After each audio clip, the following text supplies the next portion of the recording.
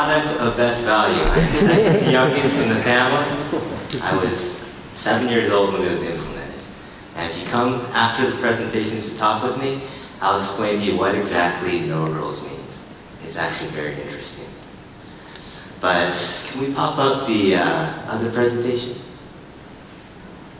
Here we go. This is the use of metrics, the language of metrics. So I speak English, I learned Portuguese in Brazil, and this is the third language I learned. And hopefully we'll teach it to you all today. The use of metrics. Now, it is not confused with the traditional KPIs. Now, traditional KPIs are usually made by, they're standardized for one, and they're made by the people managing the people that do the work. So they're not even made by the people doing the work. It's used by management as a way to control the people doing the work. This is not the correct form of metrics. The language of metrics is the simplest, most dominant way to communicate an idea. Metrics isn't just a way to show performance. Metrics is a way to communicate with somebody else clearly, quickly, and simply. And it's the way that experts talk to non-experts. Now, experts have to assume that everybody they talk to is a non-expert. If they begin to think that everybody knows exactly what they know, they'll never be understood.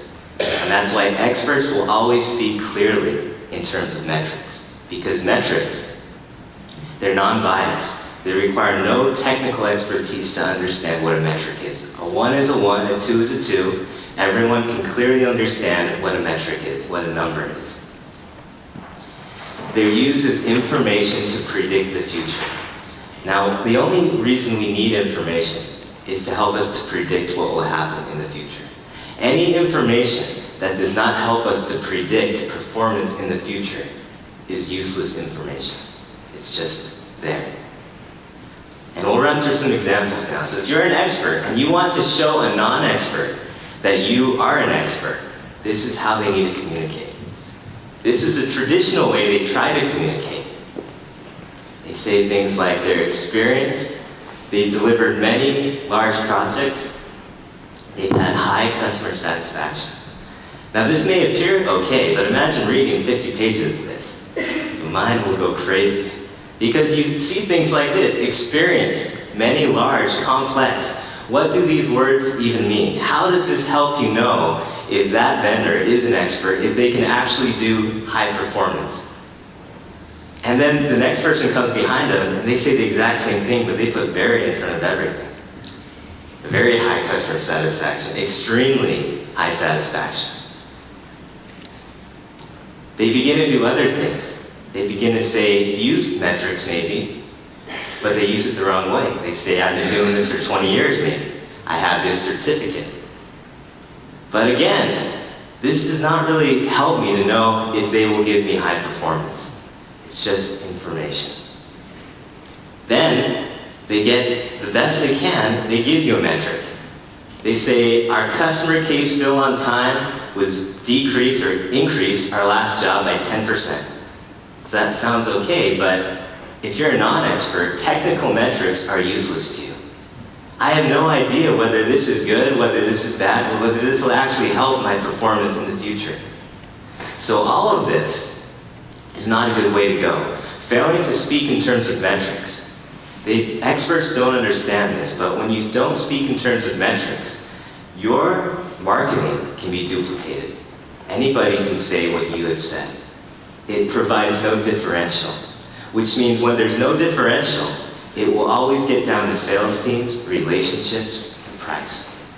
And the use of, or your performance means very little to the clients. This is how experts should be speaking.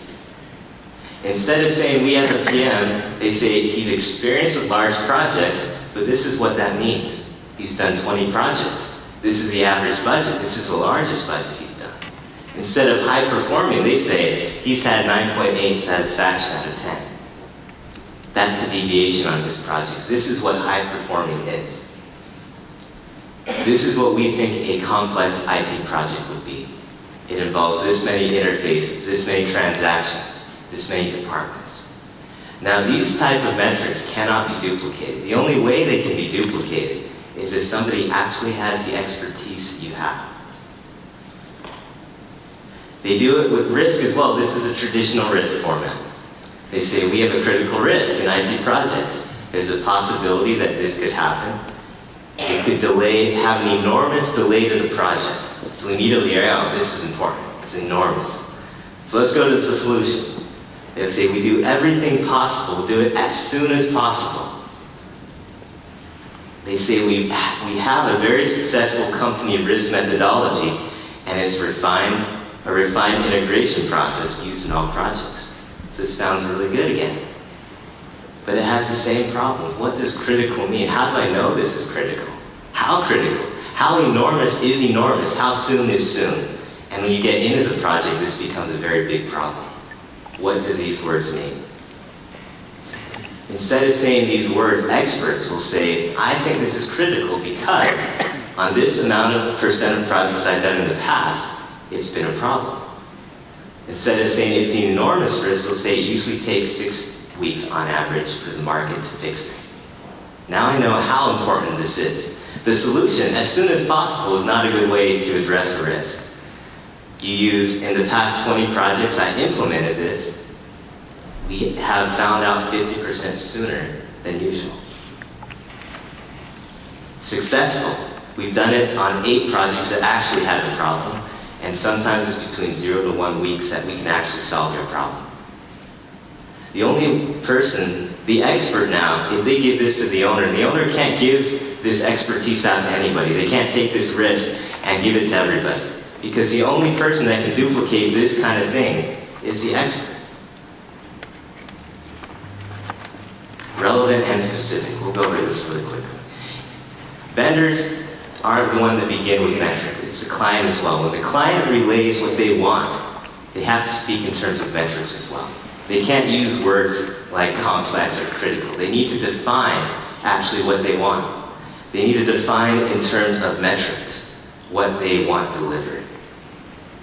Now this is important because when it gets to the vendors now, you have a vendor that has nothing, a vendor that has metrics on their company. The vendor that shows metrics on their company, you probably want them above somebody that has nothing.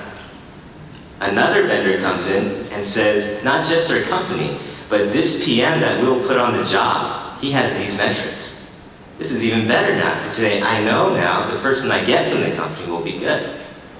But to make it even better, vendor 4, they'll say, I have this PM, and he will match what the PM has done in the past to the metrics of the client. Saying, I know my PM can do your job because he's done jobs exactly like your job. And there's no doubt now in the owner's mind that this PM in this company can complete my job.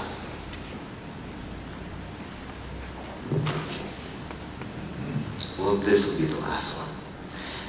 We have a problem in our family. We need a phone plan. Everybody needs a phone plan. We have 5 people who need a phone plan, and it's my job to pick the phone plan. The problem, though, is these phone plans are confusing. You go on each site, they have new deals, new packages. It's hard to compare which is which. And I have all these family members that see these ads, mostly my mother, and she always thinks we're getting the worst deal. She always comes to me, did you see that commercial? Did you check that company? Are you sure this is the best thing we could have got? So I needed a way to quickly show everybody that we have the best deal, and this is the way we should go.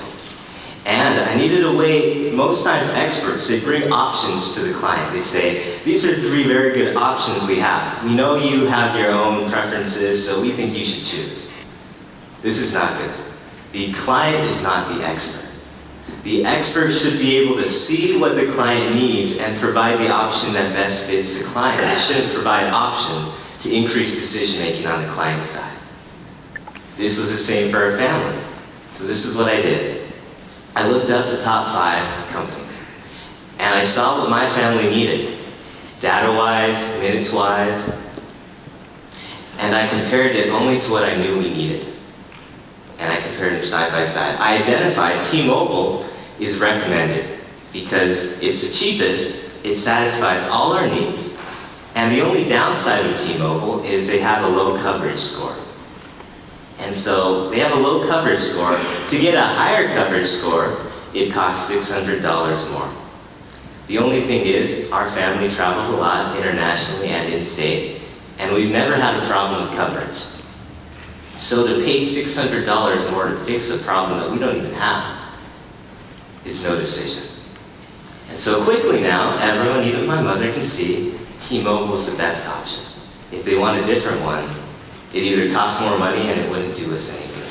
This is how experts need to bring options up. Use metrics to communicate which way the client should go. And let's get this. In conclusion, though, metrics is the way we communicate. It's the way you should do everything. The client and the vendor. It's the way both parties should communicate. It's the way to simplify things. It's the way that expertise can actually be utilized. So a non-expert can finally understand what an expert is trying to tell them without having to know everything the expert knows. And now, hopefully all of you know one additional language for today. Thank you. Thank you very much.